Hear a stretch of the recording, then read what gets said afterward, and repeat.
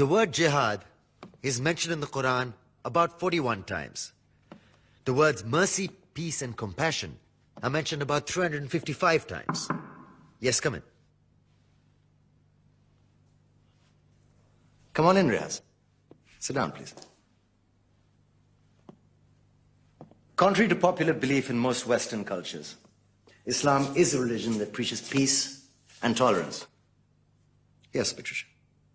If Islam truly is a religion that preaches peace, then how come the world's most troubled spots, the West Bank, Afghanistan, Pakistan, Iraq, they're all plagued with Islamic terrorism? Well, that depends on your definition of terrorism. Some might argue that the U.S. invasions of countries like Iraq and Afghanistan are also acts of terrorism. No, those were acts of war to get rid of despotic regimes. Or a means of getting at a country's oil.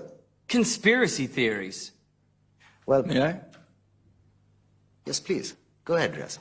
Mr. Khan is right. I mean, if we're talking about terrorists, the world's biggest terrorists are the white superpowers. Come on now. No, really, stop and think about it. Explain 9/11. Okay.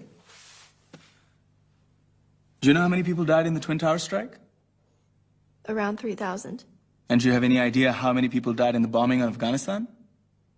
Take a wild guess. More than 15,000 people died.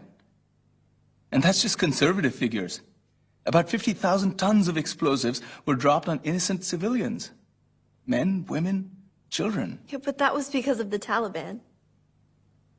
Now that you brought it up, did you know that the Taliban was a creation of the CIA to fight the Russians? Whatever. They were still harboring terrorists.